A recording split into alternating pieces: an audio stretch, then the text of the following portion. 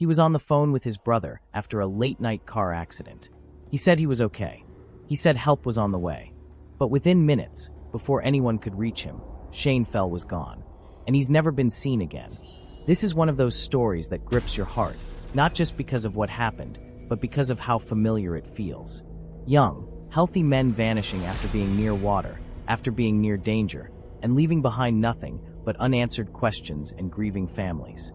Shane's case may not be a headline you've seen everywhere, but that doesn't make it any less important.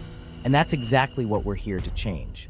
Welcome to Dark Matters TV, where we tell each story with love and respect for the victims and their families. If you are new here, go ahead and hit that subscribe button so you never miss a case. And if you have been with us and yet to subscribe, go ahead. Your support helps us to shade more light to cases that deserve more than silence. Let's get into it. Shane Michael Fell was born on October 9th, 1974, in Louisiana. He had just one brother, and from early on, it was clear that Shane was different. Not different in the way that draws attention, but different in the way that matters. He was sharp, curious, the kind of kid who didn't just play with toys. He built them, modified them, took them apart just to see how they worked, and then somehow managed to put them back together better than before.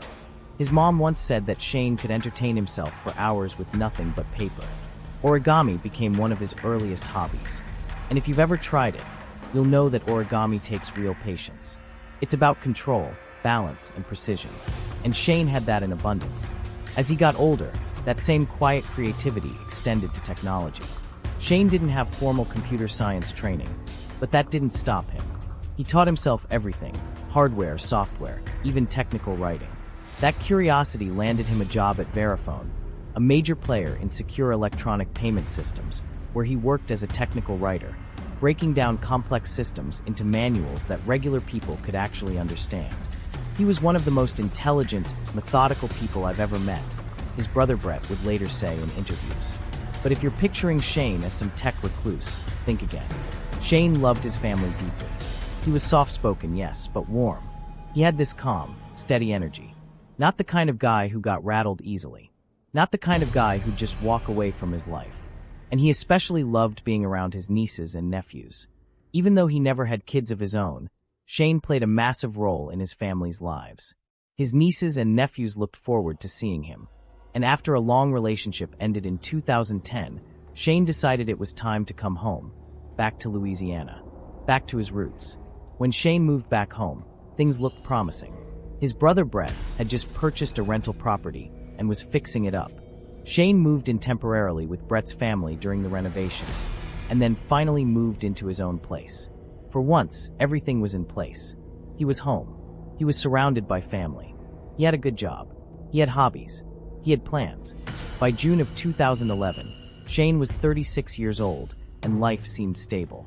But everything was about to change on June 9th, 2011. That night started like any other. Shane went out with a group of friends to watch Game 5 of the NBA Finals at a local bar called Rendezvous Tavern in Gretna, Louisiana, not far from New Orleans. Nothing unusual.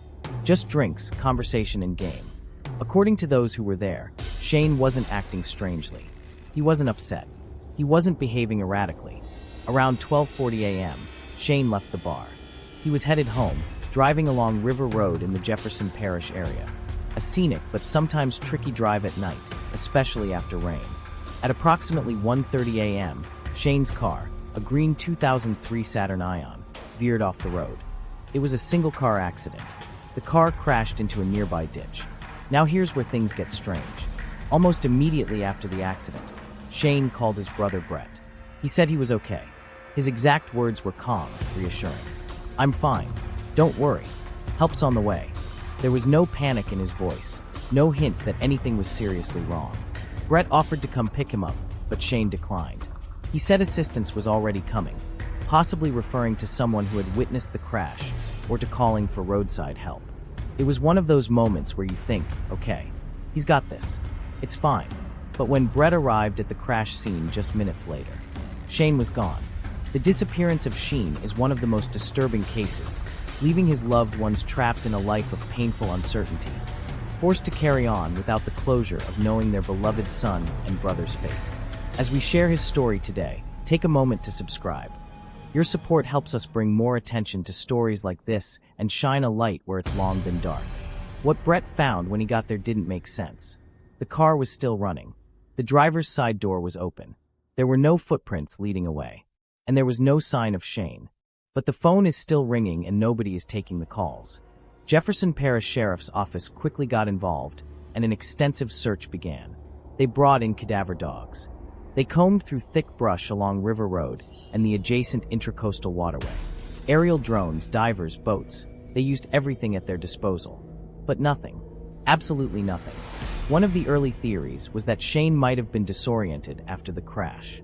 Maybe he wandered off into the brush or toward the water. After all, it's happened before in other missing persons cases. But Shane wasn't drunk. He wasn't distressed on the call. And remember, this was a man who kept calm even in difficult situations. Still, in the days that followed, Shane's family and relatives scoured the intracoastal waterway. They dragged parts of the waterway for days. Nothing. He had simply disappeared. As of today, Shane Michael Fell remains missing. His brother Brett has worked tirelessly to keep the case alive.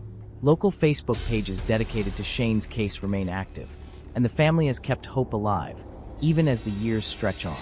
In 2012, 1 year after Shane's disappearance, Brett told local news outlets, "It's like he vanished into thin air. 1 minute he's on the phone, and the next he's just gone." Even though leads have dried up, the family hasn't given up, and neither should we. Shane's story isn't just about one man's disappearance. It's about all the people who vanish without explanation.